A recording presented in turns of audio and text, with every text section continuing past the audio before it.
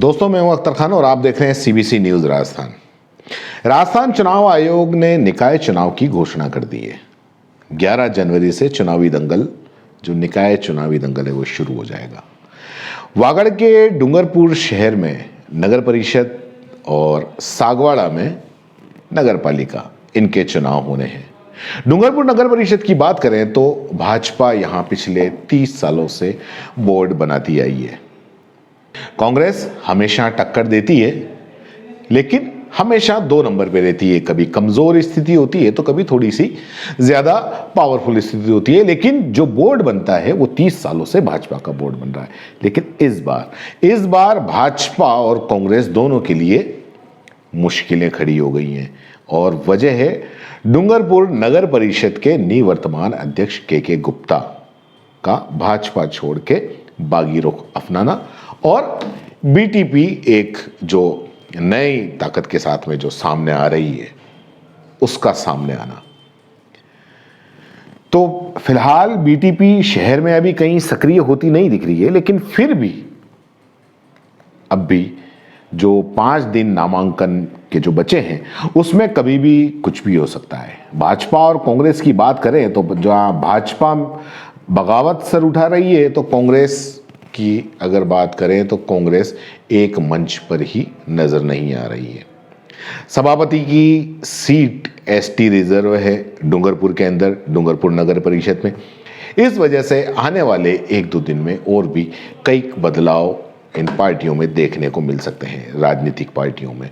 लेकिन फिलहाल जो सबसे बड़ी चुनौती है भाजपा और कांग्रेस के सामने, वो फिलहाल उससे कैसे निपटे, क्योंकि भाजपा के सामने उनके खुद की ही पार्टी के जो थे के गुप्ता, जो निवर्तमान अध्यक्ष थे, वो खुद निर्दलीय बन के और निर्दलीय उम्मीदवारों को उतारने की घोषणा कर चुके हैं। और अगर ऐसा हुआ तो भाजपा के लिए थोड़ा मुश्किल हो जाएगा, क्योंकि जब इससे पूर्व में भी के गुप्ता ने बागी जो अपने उम्मीदवार उतारे थे, निर्दलीय और टंकी चुनाव चिन्ह को लेकर उतारे थे, तो करीब 8 या 9 पार्षद पूरे शहर से जीते थे। और अब तो वो खुद 5 साल शहर के सभापति रह चुके हैं, तो उनके पास में गिनाने के लिए और बताने के लिए काफी कुछ है।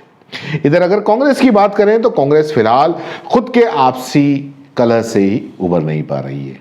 एक तो पहले ही कभी कांग्रेस अध्यक्ष या अपना सभापति शहर के अंदर नहीं बना पाई, और दूसरा अब कुछ मौका है तो आपसी मनमुटाव इतना है कि सबको एक मंच पर लाकर शहर के अंदर कांग्रेसी पार्टी को या पार्षदों को जीत दिलाना एक बड़े पहाड़ पे चढ़ने के समान है फिलहाल कांग्रेस पार्टी डूंगरपुर के लिए। और शहर के जो विधायक हैं गणेश घोगरा, उनके सामने भी एक ये बड़ी चुनौती है। दूसरा ये भी है कि उन्होंने पंचायत चुनाव में जो भाजपा से जो गठबंधन किया है, उसको लेकर जो जनता के बीच में जो संदेश गया है वो अच्छा नहीं गया है। ये उनके निजी विचार से वो चाहे कुछ भी सफाई दे दें, लेकिन जनता है, सब जानती है, और कहीं ना कहीं ये जनता को ठीक नहीं लगा। और अगर के गुप्ता की अगर बात करें तो वो पूरा मन बना चुके हैं कि वो खुद सागवाड़ा से चुनाव लड़ेंगे, क्योंकि सागवाड़ा में जनरल की सीट है अध्यक्ष नगर पालिका के लिए, और उन्हें सीट हर हाल में चाहिए। लेकिन वो डूंगरपुर में भी अपना वर्चस्व कायम रखना चाहते हैं, इसलिए 1 मैन आर्मी बनकर वो सागवाड़ा में खुद चुनाव लड़ने की तैयारी कर चुके हैं, और डूंगरपुर में अपनी तरफ से या यूं कहें अपने नाम से निर्दलीय उम्मीदवारों को उतारने का मन बना चुके हैं। सागवाड़ा में कांग्रेस अध्यक्ष दिनेश खोडनिया, उनके सामने भी एक बड़ी चुनौती है कि वो किस तरह से अपने ही कस्बे की नगर पालिका की में जो अपने अध्यक्ष के दावेदार को जिता पाएं या कांग्रेस को जिता पाएं। यह आने वाले दिनों में पता चलेगा कि उनकी क्या रणनीति रहती है। के गुप्ता ने इधर वार्ड 28 से अपना नाम हटाने के लिए बोल दिया है, और एसडीएम ऑफिस में आवेदन भी उन्होंने पहले कर चुके थे। इसके बाद उनके इस प्रस्ताव पर निर्वाचन विभाग ने इसको स्वीकार कर लिया, आवेदन ऑनलाइन भी कर दिया, जहां पर जल्द ही जारी होने वाली नई मतदाता सूची में उनका नाम हटा दिया जाएगा। दूसरी तरफ के गुप्ता ने अपना नाम सागवाड़ा शहर के वार्ड संख्या 4 गमोटवाड़ा के लिए आवेदन किया है।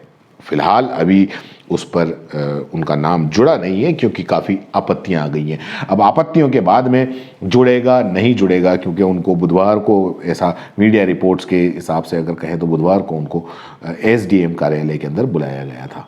सागवाड़ा में अगर उनका नाम जुड़ जाता है तो वो ज़रूर सागवाड़ा से लड़ेंगे, नहीं जुड़ता है तो भी क्या करेंगे वो आने वाले दिनों के अंदर पता चल जाएगा। सागवाड़ा की जनता के गुप्ता को स्वीकार भी कर पाती है या नहीं कर पाती है, ये हमें बाद में ही पता चलेगा। सागवाड़ा की कांग्रेस और भाजपा के गुप्ता और बीटीपी अगर ये उम्मीदवार अगर खड़े करते हैं तो उसको लेकर क्या रणनीति बनाती है और किस तरह से चुनाव में अपनी जीत दर्ज करवाती है, ये आने वाले दिनों में पता चलेगा। मुश्किलें सिर्फ भाजपा या कांग्रेस के सामने ही नहीं है। ऐसा नहीं है कि के गुप्ता और बीटीपी के खड़े रहने से मुश्किलें भाजपा या कांग्रेस के सामने आ गई हैं। मुश्किलें के गुप्ता और बीटीपी के सामने भी हैं, क्योंकि चुनाव आयोग ने एक तो समय इतना कम दिया है कि इतने कम समय में कांग्रेस और भाजपा तो फिर भी एक बार, क्योंकि बड़ी राजनीतिक पार्टियां हैं, उनके पास में काफ़ी कार्यकर्ता हैं और उनके हर वार्ड में उनको दावेदार भी मिल जाएंगे, उनको प्रत्याशी भी मिल जाएंगे। लेकिन क्या अगर बीटीपी और के गुप्ता अगर अपने उम्मीदवार उतारना चाहे तो इतनी जल्दी उनको क्या उम्मीदवार मिल पाएंगे? चलिए, हर खबर पर नज़र रखेंगे। इस पूरे चुनाव के दौरान डूंगरपुर सागवाड़ा चुनाव की हर अपडेट आप तक पहुंचाते रहेंगे। हमारे जो सहयोगी हैं जो वागड़ संभालते हैं वो भी पूरी कोशिश करेंगे कि जनता की बात, आपकी बात सब तक पहुंचे और डूंगरपुर की जनता, सागवाड़ा की जनता क्या चाहती है ये भी हम बता सकें। धन्यवाद। जय हिंद, जय भारत। सीबीसी न्यूज राजस्थान की यह खबर आपको कैसी लगी, नीचे कमेंट करके जरूर बताएं।